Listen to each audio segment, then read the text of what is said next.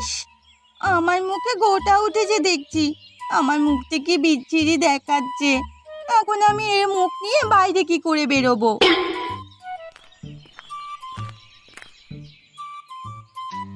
কিরে পারুল, নিজে নিজে একা একা কি বকছিস আয়নার সামনে দাঁড়িয়ে? মা, এই দেখো না, আমার মুখে গোটা উঠেছে। আমাকে দেখতে কি বাজে লাগছে মা। দূর, আমার ভালোই লাগছে না। কোথায় দেখি, একবার দেখি তো তোর মুখটা। ওহো, তোর তো মুখে ব্রণ উঠেছে।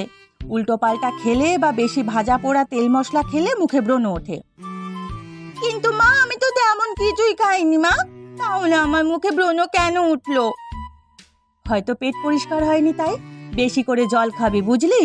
শাক শশা এসব খেলেও পেট পরিষ্কার থাকে, আর মুখে ব্রণ ওঠে না। সবই তো বুঝেছি, কিন্তু এখন আমি কি করব বলো? মুখটা কেমন যেন দেখাচ্ছে, আমার ভালো লাগছে না। আচ্ছা আচ্ছা, আমি তোর জন্য নিম পাতা আর কাঁচা হলুদ বেটে লাগিয়ে দেব। দেখবি খুব তাড়াতাড়ি তোর মুখের ব্রণ সেরে যাবে। আর শোন, বাইরের কোনো খাবার খাস না কিন্তু। মা, তুমি তো জানো আমাদের অভাবের সংসার। দুবেলা দুমুঠো খাবারের জন্য কত কষ্ট হয়। তার আবার বাইরের খাবার তো দূরের কথা। বাইরের খাবার প্রশ্নই আসে না। আমাদের কপালে কি আর বাহ্যিক কিছু উপভোগ করার সুখ আছে? ও মা, আবার কি সব কথা নিয়ে বসলে? তুমি না বললে নিম পাতা আর কাঁচা হলুদ বেটে দেবে? তাহলে দাও, আমি লাগিয়ে রাখি মুখের গোটাতে। ঠিক আছে, আমি এখনই তোর জন্য নিম হলুদ বাটা তৈরি করে দিচ্ছি, আর সাথে চন্দন। দেখবি এটা লাগালে তোর মুখে আর কোনো ব্রণ থাকবে না।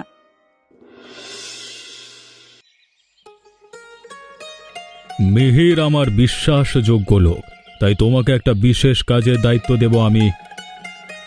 আপনার সব হুকুম আমার মাথার উপরে, বলুন কি দায়িত্ব দেবেন। সেটা হচ্ছে আমাদের গ্রামের বাজার হাট নদী নালা স্কুল স্বাস্থ্যকেন্দ্রগুলোতে গিয়ে পর্যবেক্ষণ করে আমাকে জানাতে, যাতে আমি এসবের উন্নতির অভিযান চালাতে পারি। আচ্ছা, এই ব্যাপার। আমি আজকে দেখি এ কাজে নেমে পড়ব, তবে আমাকে কিছুদিন সময় দিতে হবে। আমি তোমাকে 5 দিনের সময় দিলাম।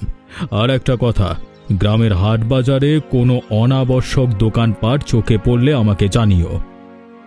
নিশ্চয়ই নিশ্চয়ই নগেনবাবু, আমি আপনার নির্দেশ মতো সব কাজ করব, পরিস্থিতি বিশ্লেষণ করব। বলছিলাম, আজকাল দেখছি আমার নূপুর তোমার মেয়ে পারুলের সাথে বেশ ভাব হয়েছে।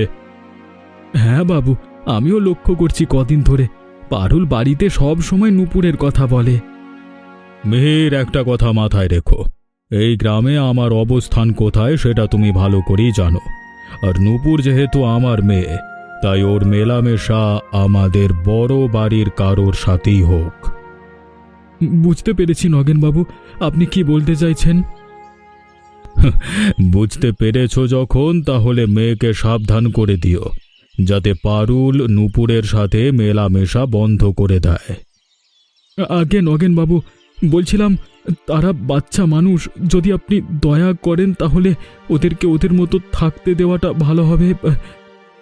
এখন তুমি আমাকে জ্ঞান দিতে শোনা, আমি যা বলছি তাই করো। মেয়েকে সাবধান করে দিও, সে যেন নূপুরের সাথে মেলামেশা না করে, নইলে কিন্তু পরিণাম ভালো হবে না।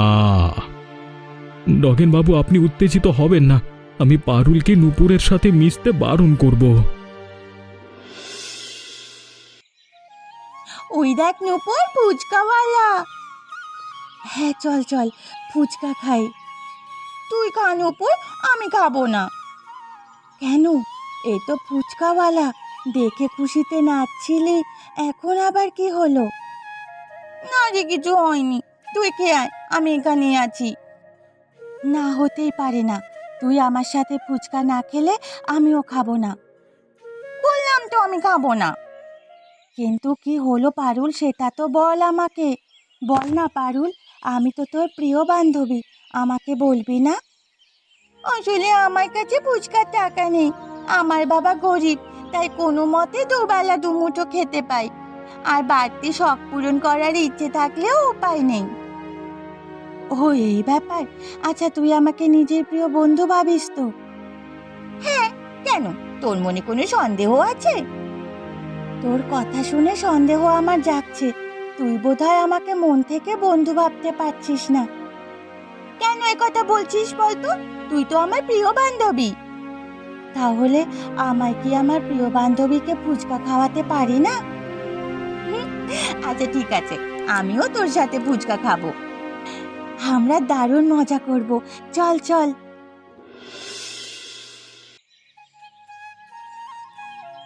নদীর পাড়, বিদ্যালয়, স্বাস্থ্যকেন্দ্র সব জায়গায় সবকিছু ঠিক আছে, কিন্তু বাজারে এই ফুচকার দোকানগুলো নতুন করে গজিয়েছে।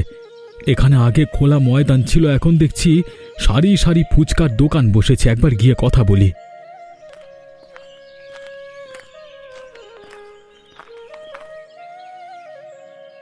এই যে শুনছেন? দাদা বলুন, আপনাকে কি ঝাল ফুচকা দেবো না টক ঝাল মিষ্টি মিলিয়ে দেবো? আমি ফুচকা খেতে আসিনি, আমাকে গ্রামের জমিদার মানে নগেনবাবু পাঠিয়েছেন। ও আচ্ছা, তার মানে আপনি নগেনবাবুর জন্য ফুচকা নিতে এসেছেন? আপনি ভুল করছেন, আমি কোনো ফুচকা কিনতে আসিনি। আমি এসেছি এটা জানতে, আপনারা যে এখানে দোকান দিয়েছেন কার অনুমতি নিয়ে দোকান দিয়েছেন সেটাই জানতে। বাবু, আমরা গরিব মানুষ, বড় ব্যবসা করবার সামর্থ্য নেই, আর এই জায়গাটা দানের, তাই তাই এখনই আমরা ফুচকার দোকান দিয়েছি। ও, দানের জায়গায় দোকান দিয়েছো? তাহলে নিশ্চয়ই নগেনবাবুকে এ বিষয়ে না জানালেও হবে। বাবু কিছু বললেন? না না, কিছু না, ঠিক আছে। তাও একবার নগেনবাবুকে জানিয়ে রাখবেন। বলছেন যখন নিশ্চয়ই জানাবো। আচ্ছা, একটা ফুচকা খেয়ে দেখুন আমার দোকানের, আপনাকে দাম দিতে হবে না। দাও দেখি, দাও।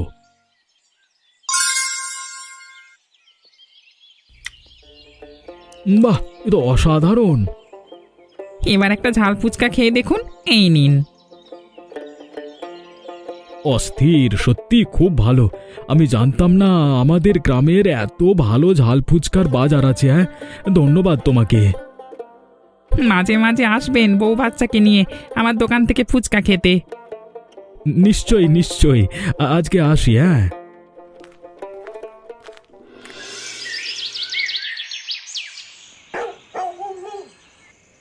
নূপুর, আয় চল, খাবি চল, অনেক রাত হয়ে গেছে। বাবা, আমি খাবো না, আমার খিদে নেই। কেন নূপুর, তোমার শরীর কি খারাপ হয়েছে নাকি? না না, আমি ঠিকই আছি। তাহলে খাবে না কেন? রাতে না খেয়ে শুলে শরীর খারাপ করবে। আয় আয়, খাবি চল, তুই তো জানিস তোকে ছাড়া আমি একা একা খেতে পারি না। বাবা, আমি ঠিক আছি, তোমার পাশে বসবো, তুমি খেয়ে নাও, কিন্তু আমি খাবো না। ও আবার কি কথা, আমার পাশে বসবি অথচ খাবি না? আসলে বাবা, আজ সন্ধেবেলায় আমি পারুলকে নিয়ে বাজারে গিয়েছিলাম কিছু দরকারি জিনিস কিনতে। ফেরার সময় দেখি অনেক ফুচকাওয়ালা সারি সারি দোকান দিয়েছে। ফুচকা দেখে লোভ সামলাতে না পেরে আমরা বেশ ঝাল ঝাল ফুচকা খেলাম, তাই পেট ভরে আছে। আমাদের গ্রামে ফুচকার দোকান বসেছে আর আমি জানি না? আমার অনুমতি না নিয়েই ফুচকার দোকান দিয়েছে। আমি কালই সবকটা দোকান তুলে দেব। বাবা, ওনারা গরিব মানুষ, তুমি ওনাদের দোকান তুলে দিও না। নূপুর, তুমি আমাকে বোঝাতে এসো না। আর একটা কথা, তুমি ওই পারুলের সাথে মেশা বন্ধ করো। এখন তুমি বড় হয়েছো, নিজের ভালো মন্দ বুঝতে শেখো। বাবা, পারুল গরিব হতে পারে, কিন্তু ও ভীষণ ভালো মেয়ে, ও আমার প্রিয় বান্ধবী। তুমি কেন ওর সাথে মিশতে বারণ করছো? তুমি জমিদারের মেয়ে আর ও সাধারণ গরিব চাষির মেয়ে। তুমি কোথায় আর ও কোথায়? বাবা, মানুষকে ধনী গরিব দিয়ে বিচার করা যায় না। একজন ভালো মানুষ হতে গেলে ভালো মন থাকতে হয়। চুপ করো। আজকাল ওই পারুলের সাথে মিশে তোমার মুখে খই ফুটেছে। ভুলে যেও না, ছোটবেলায় তোমার মা মরবার পর থেকে আমি তোমাকে রাজকুমারীর মতো পালন করেছি। আর আজকে তুমি জ্ঞান দিচ্ছ?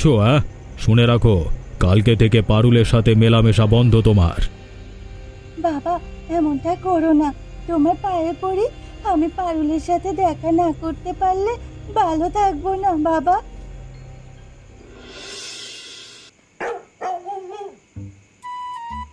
জীবনে কি পাবো না, ভুলেছি সে ভাবো না। ডিজিং ডিজিং ডিজিং।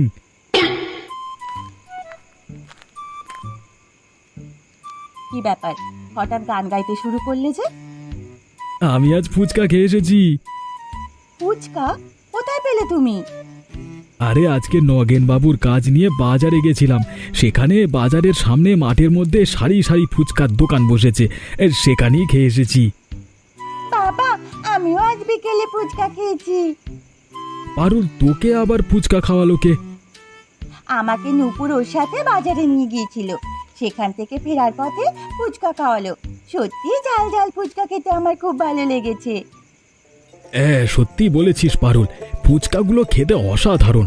তবে ফুচকাওয়ালা আমার থেকে কোনো দাম নেয়নি, কারণ আমি নগেন বাবুর কাজে গেছিলাম তো, সে কারণে। বেশ, তোমরা বাবা মেয়ে মিলে পেট ভরে ফুচকা খেয়ে এসেছো, কিন্তু আমার কথা একবারও ভাবলে না। তুমি মন খারাপ করো না রমা, আগামী মাসে মাস মাইনে পেলেই আমি তোমাকে ফুচকা খাওয়াতে নিয়ে যাব। কোনো দরকার নেই, এমনিতেই সংসার চালাতে কষ্ট করতে হয়, আবার বলে অযথা খরচা হবে। না না, কোনো দরকার নেই। ও নিয়ে ভেবো না, আমি বাড়তি রোজগার করে তোমাকে ফুচকা খাওয়াবো। আচ্ছা পারুল, তোর সাথে একটা কথা আছে। বলছিলাম যে তুই কাল থেকে নূপুরের সাথে আর মেলামেশা করিস না। কিন্তু বাবা, তুমি হঠাৎ কেন আমাকে নূপুরের সাথে মেলামেশা করতে নিষেধ করছো? নগেন বাবু তোদের মেলামেশাটা ভালো চোখে দেখছে না, তাই আমাকে বলেছে তোকে যেন আমি বলে দিই। কি আশ্চর্য, নগেন বাবু কি করে কথা বললেন? ওরা বাচ্চা মেয়ে একসাথে পড়াশোনা করে, তাহলে মেলামেশা করতে অসুবিধে কোথায়? রমা, তুমি বোঝবার চেষ্টা করো।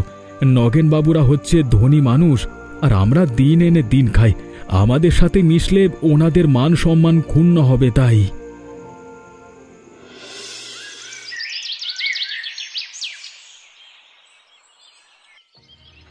এই তোমাদের সাহস তো কম নয়, তোমরা আমার অনুমতি না নিয়ে এখানে ফুচকার দোকান বসিয়েছো।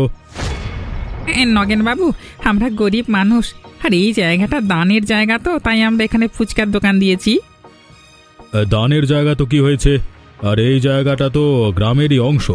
আমি এই গ্রামের জমিদার, এই গ্রামের প্রতিটি কোণা আমার অধীনে, সেটা তোমরা ভালো করে জানো।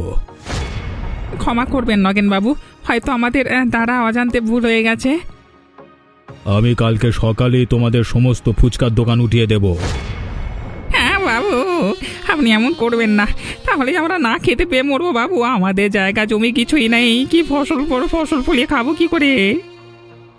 আমি কোনো কথাই শুনবো না। তোমাদের ফুচকার দোকান এখানে থাকবে না কাল থেকে, এটাই আমার শেষ সিদ্ধান্ত। নগেন বাবু, এভাবে আমাদের জ্যান্ত মেরে ফেলবেন না। আমাদের সাথে আমাদের পরিবারও মারা পড়বে, এমন করবেন না নগেন বাবু। ঠিক আছে, তবে তোদের সকলকেই এই ফুচকার দোকানের জন্য আমাকে প্রতি মাসে কর দিতে হবে। ঠিক আছে নগেন বাবু, তাই না হয় হোক, আমরা আপনাকে প্রতি মাসে দোকানের জন্য কর দেব। যাক, এখান থেকে এক প্রকার লাভের ব্যবস্থা হয়ে গেল। তবে মিহির যে আমাকে এই বিষয়টা গোপন রেখেছে, তার জন্য ওকে শাস্তি পেতে হবে। পারুল, এই পারুল, বাড়িতে আছিস?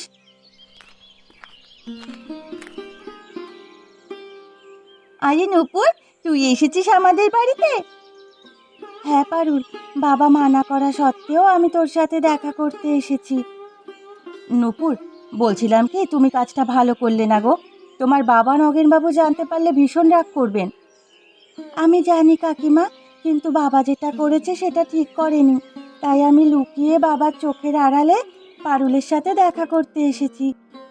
নূপুর, তুই চলে যা, জ্যাঠামশাই জানতে পারলে কেলেঙ্কারি সৃষ্টি হবে। আরে আমি যাব তো, কিন্তু তার আগে তোকে নিয়ে বাজারে ঝাল ফুচকা খেতে যাব। সর্বনাশ! নূপুর, তোর কি মাথা খারাপ হয়ে গেছে? আমি যেতে পারবো না, আমার ভীষণ ভয় করছে। বলছি নূপুর, তোমরা না হয় অন্য একদিন বাজারে ফুচকা খেতে যেও, দরকার হলে আমি তোমার বাবার কাছে অনুরোধ করব। আজ তুমি চলে যাও। না না কাকিমা, আমি আজই পারুলকে নিয়ে বাজারে ফুচকা খেতে যাব। বাবা কারোর অনুরোধ শুনবেন না, তাই আজই যাব। কি জানি এরপর আর ওর সাথে দেখা করতে পারি কিনা। নূপুর, তুই এভাবে কেন বলছিস? ঠিক আছে, আমি তোর সাথে যাব। পারুল, নূপুর, তোমরা সাবধানে যেও। নগেন বাবু, আপনি আমাকে ডেকে পাঠিয়েছেন?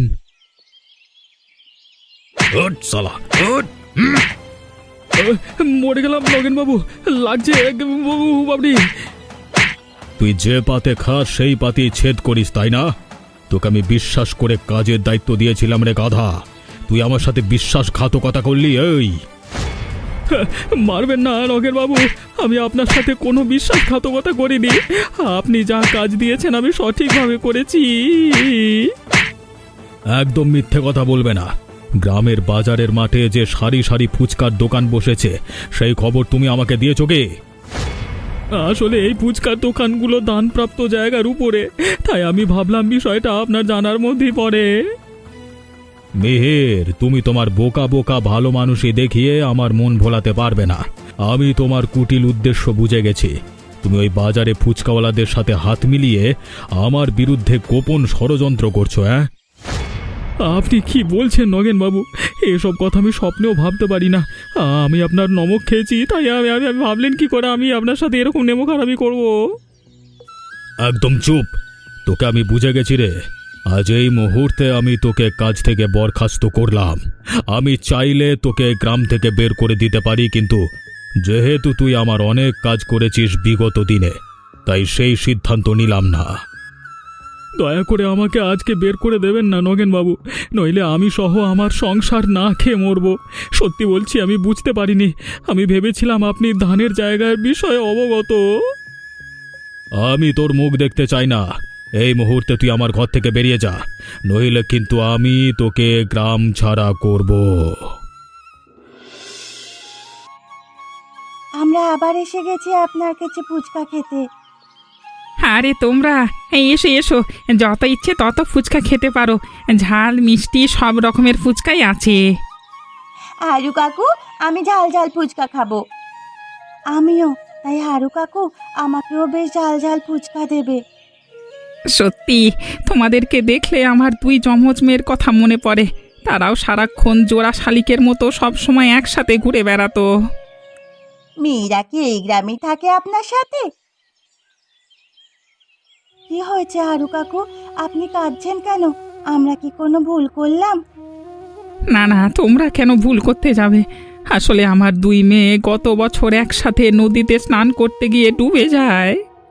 ক্ষমা করবেন হারু কাকু, আসলে আমি জানতাম না, তাই অজান্তে আপনাকে দুঃখ দিয়ে ফেললাম। হারু কাকু, আপনি কাঁদবেন না। আজ থেকে আমরাও আপনার মেয়ের মতো। তাহলে এবার তোমরা ফুচকা খাও। আর একটা কথা, আজ থেকে আমার দোকানে ফুচকা খেলে ফুচকার দাম দিতে হবে না। তা কি করে হয় হারু কাকু? তুমি কষ্ট করে ফুচকা তৈরি করবে আর আমাদের এমনিই খাওয়াবে?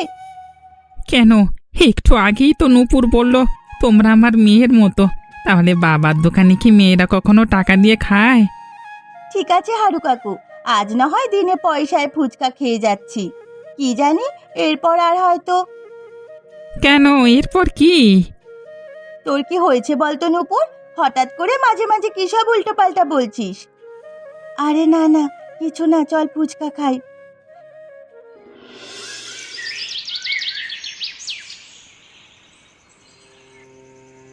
উফ বাবরে, মাগো, উফ বাবা।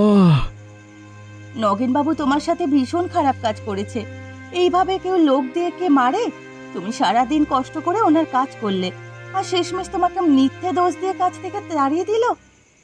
কি আর করবার, কপালে দুঃখ লিখে এনেছি, তাই নিষ্ঠা সহকারে কাজ করেও মার এই অবস্থা। আমি চিন্তা করছি এরপর সংসার কি করে চালাবো। তুমি এই শরীর নিয়ে এত চিন্তা করো না, কিছু না কিছু ব্যবস্থা ঠিকই হবে। আগে সুস্থ হয়ে নাও। নগেনবাবু যা করেছে তার শাস্তি উনি একদম ঠিক পাবেন। জানি না রমা, ওনার শাস্তি হবে কিনা, তবে একটা কথা বুঝলাম, এই দুনিয়ায় টাকাই সব। টাকা না থাকলে কেউ কারোর নয় গো। টাকা থাকলে ক্ষমতা থাকে, আর সেই টাকার দুর্ব্যবহার করে আমাদের মতো নিরীহ গরিব মানুষদের বড় লোকেরা দমিয়ে রাখে। তাই তো, কি আর করবে। রমা, রমা বলছি কি, আমি ভাবছি আমি সুস্থ হয়ে উঠলে একবার ফুচকা বাজারে গিয়ে হারুদার সাথে কথা বলবো কাজের ব্যাপারে। ওনার সাথে আলোচনা করে দেখি যদি কোনো কাজের ব্যবস্থা হয়। ঘরে বসে থাকলে তো আর হবে না, কিছু তো করতেই হবে। বেশ ভালো কথা, তবে তাই করো, কিন্তু আগে সুস্থ হয়ে নাও তারপর।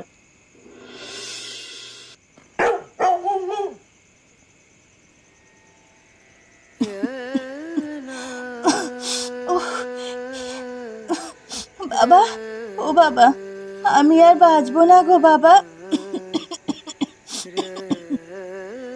মারে, ওভাবে বলিস না, তুই একদম ঠিক হয়ে যাবি রে। আমি আমার সর্বস্ব দিয়ে তোকে সুস্থ করে তুলব। দরকার হলে আমি তোকে বিদেশে নিয়ে গিয়েও তোর চিকিৎসা করব রে। বাবা, আমি জানি তুমি অনেক চেষ্টা করছো আমাকে বাঁচানোর, করো, বড় বড় ডাক্তার ও কবিরাজকে দিয়ে আমার চিকিৎসা করিয়েছো, কিন্তু দিন দিন আমার শরীর সুস্থ হওয়ার পরিবর্তে অবনতি হয়ে গেছে। নূপুর মারে, তুই ওসব নিয়ে ভাবিস না মা। যেভাবেই হোক আমি আমার সর্বস্ব দিয়ে তোকে সুস্থ করবই। বাবা, আমার একটা ইচ্ছে পূরণ করবে? দেখো, তুমি মানা করো না। বাবা, তুমি আজ অবধি আমার সব ইচ্ছে পূরণ করেছো, কিন্তু এরপর আর কখনো কোনো দিন তোমাকে কিচ্ছু চাইবো না। বল নূপুর, আমি তোর জন্য কি করতে পারি? আমি পারুলের সাথে গ্রামের ফুচকা বাজারের ঝাল ফুচকা খেতে চাই। আমার ইচ্ছে পূরণ করবে তো বাবা? ঠিক আছে নূপুর, আমি নিজে পারুলের বাড়ি গিয়ে বলে আসব এবং মিহিরের কাছে আমার ভুলের জন্য ক্ষমাও চেয়ে আসব। আর তোকে বাজারে ফুচকা খেতে নিয়ে যাবার জন্য গরুর গাড়ির ব্যবস্থা করব। এবার খুশি তো? বাবা, আমি সত্যি খুব খুশি হলাম তোমার কথা শুনে।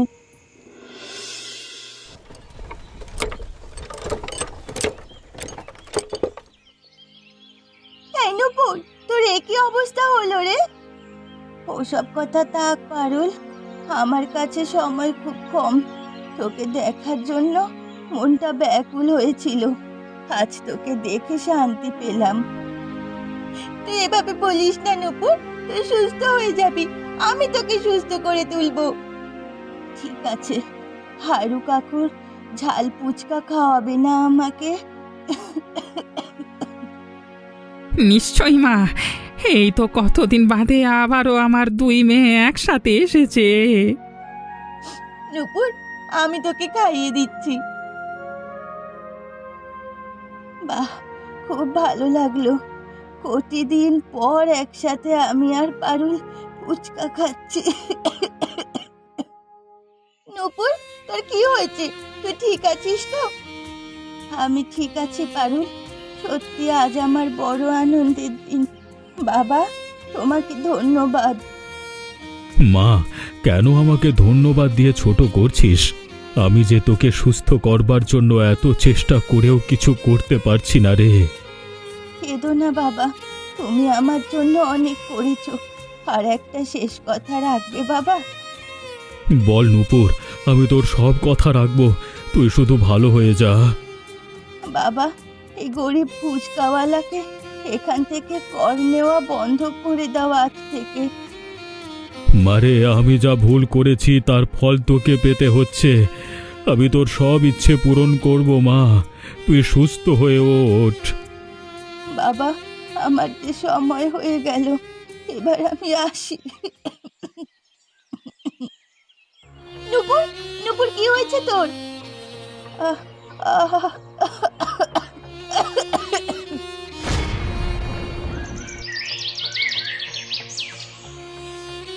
নূপুর, তুই কেন এভাবে আমাকে ছেড়ে চলে গেলি?